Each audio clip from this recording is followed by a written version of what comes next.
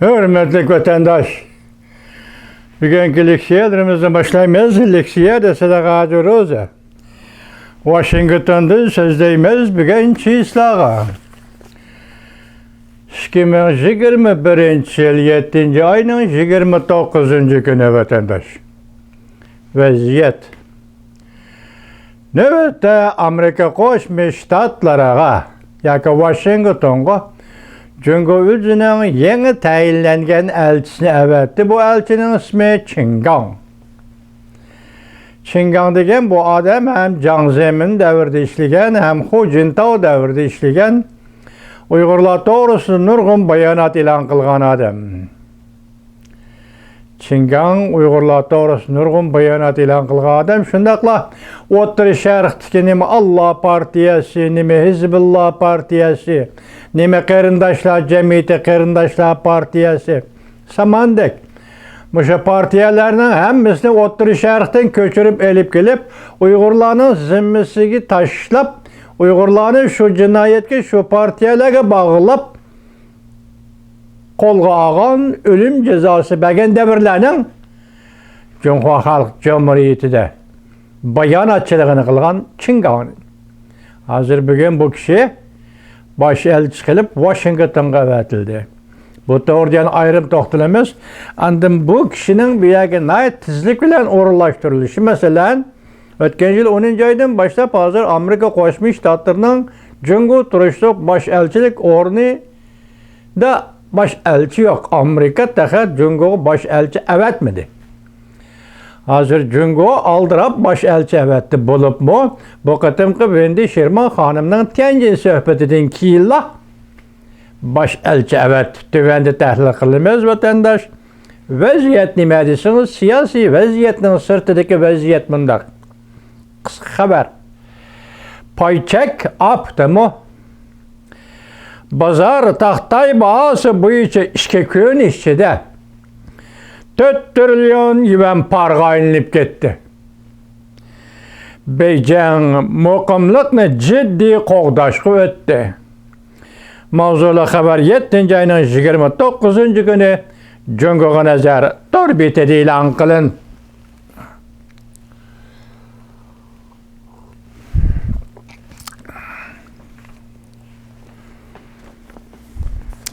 Yani bir okuyucu vatandaş bunu. Payçak aptimi? Bozor taxtay bahosi bo'yicha 2 kun ichida 4 trilyon yuan parga ilinib ketdi. Beijing muqimlikni jiddiy qo'g'dashga o'tdi. Mavzuli xabar 7-oyning 29-kuni Jungoga nazorat orbitida e'lon qilindi. Bugungi xabarda Johnson sizlarga tanishliq odam, uning so'zliklarini elib kelayli. Yana og'zimda chiqib kechiringlar. Dediki, bundan bir ay burun Jungo shirkatlarining Amerikada bozorga chiqishini cheklagan Jungo kompartiyasi.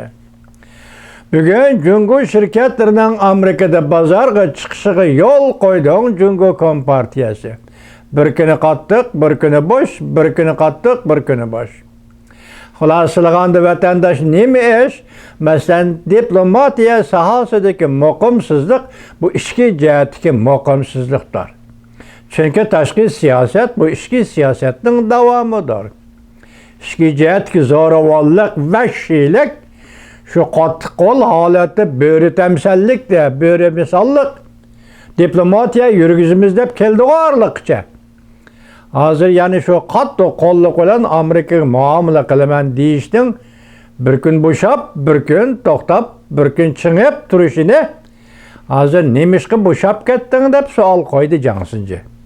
Bugun endi sizlarga davr qilgan shu vaziyatni davr qilgan holda leksiya so'zlaymiz vatandoshlar. Mavzu bunday. Amerika Qo'shma Shtatlari Avom palatasi tashqi munosabatlar komiteti Cumhuriyetçiler Partisi'nin mensuplari Avam Palata başlıqıga Uyg'uristonda Uyg'ur qirg'inchiligi to'g'risidagi qarorni Davlat Majlisining umumiy yig'inida tezlik bilan ovozga qo'yishni murojaat qildi. Mavzula xabar 7 ayının 29 günü Amerika avazının Xitay tili programmasi e'lon qilindi. Xabar mundaq boshlanadi. Amerika Qo'shma Shtatlar Davlat Majlisi Tashqi munosabatlar komiteti Cumhuriyetchilar Partiyasi mansublari 7 ayının 28 günü Avam Palata Başlığı Nancy Pelosi xonimga imzoliq murojaat e'lon qilib 8 oyda demelishga chiqishdan burun, yani Davlat Majlisi demelishga chiqishdan burun bir turli qarorlar, yani Davlat Majlisining umumiy yig'inida ovoz qo'yishni, ya'ni Jungo hukumatining Uyg'ur qirg'inchiligini davomli qilib berayotganligini ayıplash qarorlayasini Davlat Majlisining umumiy yig'inida ovozga qo'yishni murojaat qildi.